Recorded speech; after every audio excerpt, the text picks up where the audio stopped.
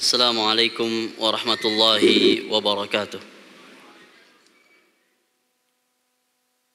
Innal hamdalillah nahmaduhu wa nasta'inuhu wa nastaghfiruh wa na'udzu billahi min shururi anfusina wa min sayyiati a'malina.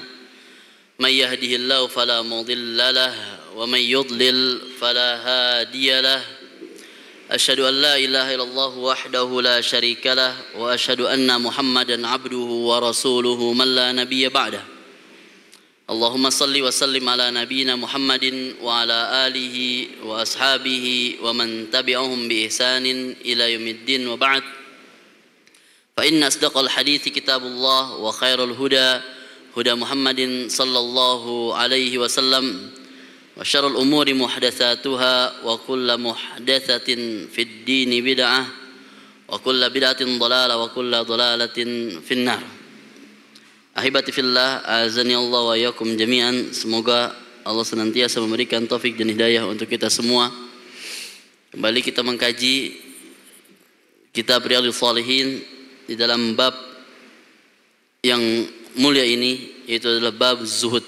Bab berbicara tentang zuhud. Berbicara tentang zuhud, maka kita berbicara tentang iman, berbicara tentang keyakinan. Dan zuhud termasuk dari amalan hati yang paling agung. Dan dalam melaksanakan keyakinan, dalam mengaplikasikan keimanan, perlu mentalitas yang sangat kuat. Karena tidak mudah bagi kita untuk bisa melaksanakan keimanan kita kalau kita tidak memiliki mental yang sangat kuat. Maka ada beberapa hal yang perlu antum ketahui sebelum kita mengkaji hadis dari bab zuhud ini. Bagi teman-teman yang hadir di pagi hari bersama ana, semoga ini tidak membuat antum bosan. Justru ini membuat antum semakin kokoh dan semakin mengerti untuk apa ilmu dipelajari. Seperti yang pernah ana sampaikan di beberapa pertemuan yang lalu, tujuan kita mempelajari ilmu agama adalah dua. Yang pertama adalah mengenal Allah Subhanahu wa taala jauh lebih dekat. Yang kedua adalah mengenal diri kita jauh lebih dalam. Ini yang perlu antum catat betul-betul. Alasan kita mempelajari ilmu agama tidak jauh dari dua hal ini, agar ilmu itu menjadi karakter pada diri kita. Agar ilmu tersebut menjadi karakter pada diri kita. Itulah yang membuat identitas pada diri kita. Sering ana membahas satu sisi, yaitu tentang mengenal Allah Subhanahu wa taala jauh lebih dekat. Yang ini akan tegaskan di sini adalah sisi yang kedua, yaitu mengenal diri kita jauh lebih dalam. Semakin berilmunya seseorang, semakin bertambahnya tingkat keilmuan seseorang, seharusnya dia menyadari dirinya itu siapa, sehingga dia semakin sadar tentang dirinya itu siapa. Pertanyaan adalah, ketika dia sudah sadar diri, dia tahu siapakah dia itu. Pertanyaan adalah, siapa ternyata kita ini? Ternyata setelah bertambahnya ilmu yang sudah kita pelajari, semakin sadar bahwa diri kita adalah budak.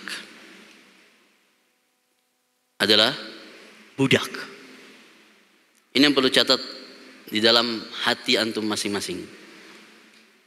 Maka kalau kita ketahui tidak ada kosakata di dalam sosok budak, melainkan hanya satu kosakata, yaitu melayani, bukan dilayani.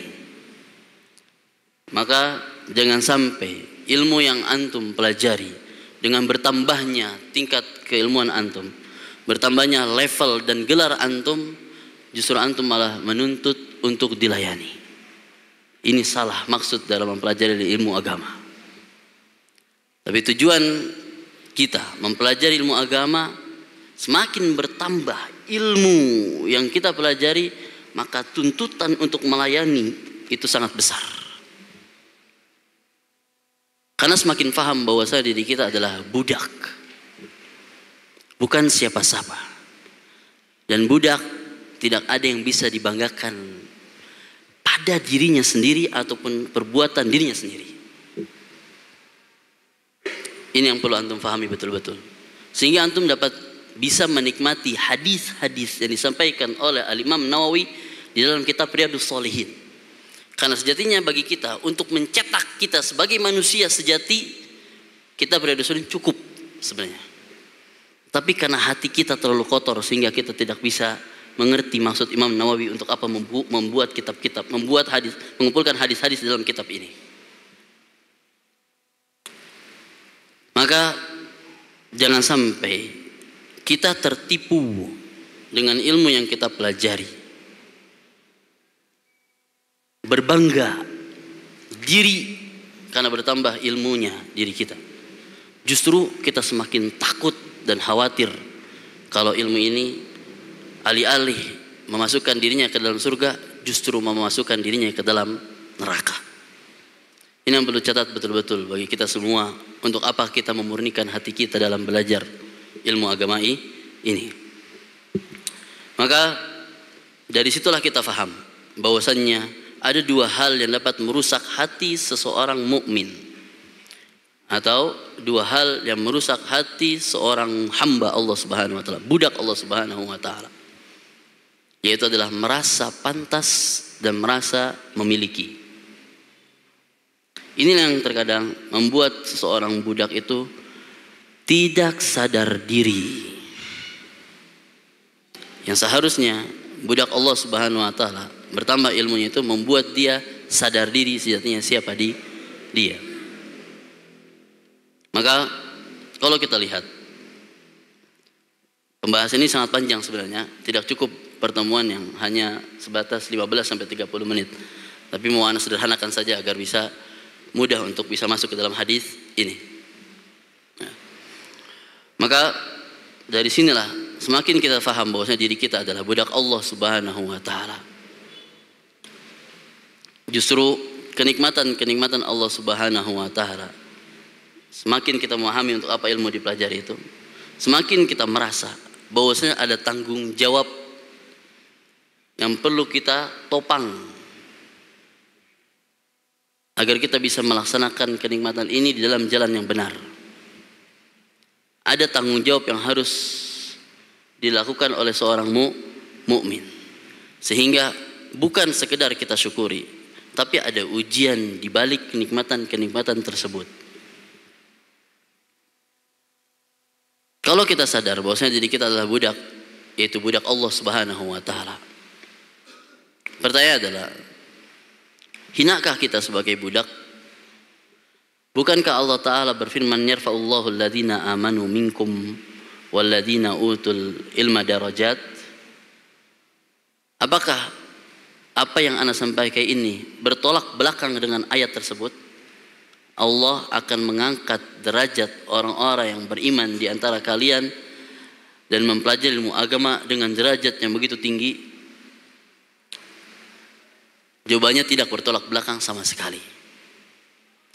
Karena dengan bertambahnya ilmu dan semakin yakin untuk apa ilmu kita pelajari, justru mengangkat kita dari yang namanya perbudakan dunia, harta, tahta, wanita, maka dia naik menjadi budak Allah Subhanahu wa taala. Jadi tidak ada pertentangan sama sekali terhadap apa yang Anda sampaikan dengan ayat Allah Subhanahu wa taala. Karena ilmu agama yang antum pelajari itu sejatinya sedang mengangkat derajat antum dari perbudakan dunia. Makanya gak heran di hadis di dalam kitab Zuhud ini dijelaskan tentang hinanya dunia. Agar kita bisa melepaskan dunia itu di dalam hati kita. Dan apa seperti yang saya sampaikan, ini butuh mental yang sangat tinggi. Karena terkadang kita ini sebagai manusia tidak pernah jujur kepada Allah Subhanahu wa taala terhadap kenikmatan-kenikmatan yang Allah berikan di muka bumi ini. Sehingga kita terlena, banyak lalai. Banyak lalai. Karena kita terkadang memaksakan yang terkadang itu sifatnya tersier, kita paksakan untuk naik kepada sifatnya sekunder. Dan terkadang kita memaksakan yang tadinya sifatnya sekunder, kita naikkan derajatnya menjadi premier dengan beribu alasan. Dan kita nggak pernah jujur pada Allah Subhanahu wa taala. Andaikan dia faham, dia adalah budak. Dan dia adalah budak yang sadar diri. Dia tidak pernah arogan untuk mengambil bagian dari dunia. Nah, kalau kita gambarkan budak, jikalau tuannya memberi minum kepadanya setiap waktu istirahat, dan di suatu hari tuan ini tidak memberikan minuman kepada budaknya, kira-kira apa yang terjadi pada budak ini? Dua kemungkinan. Yang biasanya sering tuannya memberikan minuman kepada budaknya, di suatu hari budak ini tidak diberikan minum oleh tuannya. Maka kemungkinan dua. Budak ini budak yang sadar diri atau budak yang tidak sadar diri. Bagi budak yang tidak sadar diri, mungkin dia curhat kepada budak tetangganya, budak yang ada di sampingnya, dengan mengeluhkan segala keluhannya kepada temannya. Lalu budaknya mengatakan, kita ini budak, tidak ada istilah kata diberi. Tuan kita, saya sebagai budak, tuan saya tidak pernah memberi saya apa-apa, tapi tidak pernah terucap dari lisan saya hinaan kepada tuan saya, karena kita sadar kita ini budak. Tapi apa yang membuat antum menghina budak tuan antum yang telah memberikan antum begitu banyak kenikmatan kepada antum? Ente lupa tanah. Tanah. Maka enggak heran di dalam surat Al-Kahfi ada ayat berbunyi, wa qala lahu sahibuhu wa huwa yuhawiruhu akafarta billadzi khalaqaka min turab. Temannya itu mengatakan, akafarta billadzi khalaqaka min turab? Apa engkau telah lupa? Apa engkau telah kufur kepada Tuhanmu yang telah menciptakanmu dari tanah? Maka enggak heran Allah Ta'ala juga mengabarkan dalam surat Al-Fajr, fa'ammal insanu idza mabtalahu rabbuhu fa'akramahu wa na'amahu fayaqulu rabbi akraman. Di saat Allah Subhanahu wa taala uji hambanya dengan diberikan kepadanya kenikmatan dan kekuasaan, kemuliaan, dia terlena dengan kenikmatan tersebut dengan mengatakan Rabbi akraman. Tuhanku sedang memuliakanku. Alih-alih demikian kemudian Allah sampaikan, wa amma idza mabtalahu faqadara alaihi rizqahu. Di saat Allah uji kepadanya dengan dikurangi sedikitnya, dikurangin dari kenikmatan yang Allah dikurangin, padahal masih diberi, cuma dikurangin. Kalau kita bilang, kalau kita sebagai budak yang sadar diri, pantaskah kita diberikan kenikmatan ini? Kalau kita nggak pantas. Maka kita semakin faham bahwasanya kenikmatan yang Allah berikan kepada kita itu adalah bentuk rahmat kasih sayang Allah Subhanahu wa taala kepada kita. Lalu dikatakan apa? Wa amma idza mabtalahu faqadara alaihi rizqahu. Di saat Allah kurangi jatah rezekinya, dia mengatakan apa? Rabbi ahanan. Tuhanku sedang menghinakanku. Bahasa mana ini? Datang dari mana istilah ini? Datang dari mana kata-kata ini? Tidak, bukan datang dari hati yang sangat kotor. Maka yang perlu kita kaji adalah tentang hati kita terkait dengan makna zuhud. Andaikan dia budak yang tahu diri, kita gambarkan ada sebuah rak kenikmatan Tuhan ini mengatakan, kalau antum perlu sesuatu, ambil dari rak ini. Silahkan. Maka dari situ dia akan mengambil sesuatu yang mungkin sangat butuh. Sangat butuh. Ini yang dibilang kejujuran diri kita kepada hadapan Allah Subhanahu wa Ta'ala. Tidak serakah. Dan semakin dia sadar diri, setiap kenikmatan yang diberikan oleh tuannya, semakin dia punya tanggung jawab untuk loyal kepada tuannya, bertanggung jawab untuk melayani tuannya lebih dari 24 jam. Bahkan sampai-sampai dia mengatakan, cukup wahai tuanku, jangan terlalu baik sama saya. Kalau kamu terlalu baik dengan saya punya tanggungan budi untuk membalas kebaikan Anda.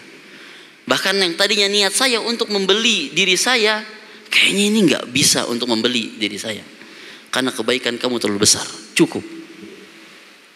Dari sinilah kita faham bahwasanya kenikmatan Allah Subhanahu wa Ta'ala Allah berikan kepada kita adalah bentuk kasih sayang Allah Subhanahu wa Ta'ala terhadap kita. Dan kalau dibilang pantaskah kita? Itulah pilihan Allah Subhanahu wa Ta'ala kepada hamba-hambanya. Makanya inilah menepis dalam hati kita rasa hasad. Menepis dalam diri kita rasa hasad. Memperhatikan dua hal ini yang merusak hati seorang mukmin, yaitu merasa pantas dan merasa memiliki. Di saat seseorang sudah masuk dalam hatinya rasa pantas dan rasa memiliki, disitulah kita punya sampel manusia yang terburuk yang Allah gambarkan di dalam Al-Quran, yaitu Qarun. Sehingga Allah tenggelamkan dia ke dalam tanah karena dia lupa tanah. Dengan ilmu yang dia miliki, dia melangit. Dengan harta yang dia miliki, dia melangit. Kita punya Fir'aun, dengan kekuasaan yang dia miliki, dia melangit. Kita punya Haman, dengan jabatan yang dia miliki, dia melangit. Semua itu dihancurkan dan dibinasakan oleh Allah Subhanahu wa Ta'ala karena dia lupa tanah. Apa yang dikatakan Qarun? Innama utituhu ala ilmin indihi. Aku pantas untuk diberikan kenikmatan ini karena aku memiliki ilmu. Padahal kalau kita lihat, ada makhluk Allah Subhanahu wa Ta'ala yang Allah tinggikan dengan keutamaan yang sama seperti Qarun. Siapa itu? Sulaiman alaihissalam. Agar kita bisa membedakan antara dua orang ini. Apa jawaban Sulaiman alaihissalam terhadap nikmat Allah Subhanahu wa Ta'ala? Hadza min fadli Rabbi. Dialah sampel hamba Allah yang sadar diri. Dia tidak menyandarkan dirinya pantas untuk mendapatkan kenikmatan ini. Tapi dia mengatakan apa? Inilah bentuk kasih sayang Allah Subhanahu wa Ta'ala dan keutamaan Allah Subhanahu wa Ta'ala yang Allah berikan kepada hamba-hambanya Allah kehendaki. Kemudian kata selanjutnya adalah liyabluwani an ashkuru am akfur. Dia sadar karena semua kenikmatan ini selain perlu dia ucapkan dengan syukur, dia sadar ini adalah ujian dari Allah Subhanahu wa Ta'ala agar saya menjadi hamba yang bersyukur, hamba yang sadar diri. Atau kenikmatan ini membuat saya menjadi hamba yang kufur, hamba yang enggak tahu diri. Ini yang perlu kita kaji betul-betul tentang makna zuhud. Dan untuk bisa merealisasikan ini semua perlu mentalitas yang sangat tinggi. Perlu keimanan, perlu keyakinan, perlu kejujuran di hadapan Allah Subhanahu wa Ta'ala. Maka dari sinilah kita mengerti bahwasanya kebahagiaan kita itu bukan pada kebahagiaan yang sifatnya hissi. Kebahagiaan itu ada pada yang sifatnya maknawi di dalam hati kita. Alih-alih kita merasakan kenikmatan itu adalah kenikmatan yang kita miliki, bukan. Tapi kenikmatan itu berada di dalam hati. Rasulullah bersabda, "Laisal ghina ghinal mal." Kekayaan itu bukan tentang kekayaan harta, walakinnal ghina nafs. Kekayaan yang sejatinya adalah kekayaan hati, kekayaan jiwa kita. Inilah zuhud yang sejatinya membuat kita semakin bahagia, tersenyum. Meskipun himpitan kesulitan di hadapan kita, kita tetap bahagia. Makanya disinilah kita memahami betul-betul, semakin bertambahnya ilmu kita, semakin kita mengerti untuk apa kita pelajari ilmu agama ini. Di saat kita melihat ada orang yang dia diberikan kenikmatan dan dia tetap sadar diri sebagai budak, maka ini masuk pada diri kita hasad yang dibolehkan. Nah, enggak heran Rasulullah bersabda, la hasada illa fisnatain, rajulun atahu Allahu malan fasallatahu ala halakati fil haq, wa rajulun atahu Allah hikmatan fahuwa yaqdi biha wa yu'allimuha. Jadi ketika kita melihat ada orang yang berikan kenikmatan harta dan kenikmatan ilmu dan dia masih menyadari dirinya sebagai hamba Allah Subhanahu wa taala, maka kita boleh hasad padanya. Tetapi ketika ada orang diberikan kenikmatan harta, kenikmatan ilmu, tapi dia tidak sadar siapa sejati dia, maka inilah yang disadarkan oleh Rasulullah sallallahu alaihi wasallam. Bin Malik radhiyallahu taala anhu, anna Nabi sallallahu alaihi wasallam qaal, bahwa Nabi sallallahu alaihi wasallam bersabda, Allahumma la aisha illa aishal akhirah. Ya Rabb, tidak ada kehidupan melainkan kehidupan akhirah. Tidak ada kehidupan melainkan kehidupan akhirah. Tidak ada kehidupan melainkan kehidupan akhirah. Inilah sejatinya kehidupan yang kita damba-dambakan. Bukan kehidupan yang akan fana, tapi kehidupan yang abadi. Disitulah titik kebahagiaan kita. Hadis ini diriwayatkan oleh muttafaqun alaih, diriwayatkan oleh Imam Muslim, Imam Bukhari dan Imam Muslim. Banyak hal yang perlu kita kaji sebenarnya. Cuman karena waktu terbatas, dan ana takut untuk membuat antum terbebani, maka kita cukupkan dengan hadis ini, yaitu hadis Allahumma la aisha illa aishal akhirah. Ya Allah, tidak ada kehidupan melainkan kehidupan akhirah. Semoga ini bisa membuat kita mengerti untuk apa kita mempelajari ilmu agama dan membuat ilmu itu menjadi karakter pada diri kita, sehingga kita tidak bisa menuntut siapapun untuk melayani diri kita. Kalau kita bicara tentang tuntut menuntut, nggak ada habis-habisnya. Isu kita adalah tentang bagaimana kita melayani dan bagaimana kita melayani. Kalau saling tuntut menuntut, nggak akan ada ujungnya. Rasulullah sallallahu alaihi wasallam, Allah Taala berfirman, wa ja'alna ba'dakum li ba'din fitnatan atasbirun. Kami jadikan satu sama lainnya itu adalah fitnah, ujian. Poinnya adalah, mampukah kita bersabar dengan ujian tersebut? Hada wa sallallahu ala nabiyina Muhammadin wa ala alihi wa sahbihi wa man tabi'ahum bi ihsanin ila yaumiddin. Kita tutup dengan doa kafaratul majlis. Subhanakallahumma wa bihamdika asyhadu an la ilaha illa anta astaghfiruka wa atubu ilaik. Wassalamualaikum warahmatullahi wabarakatuh.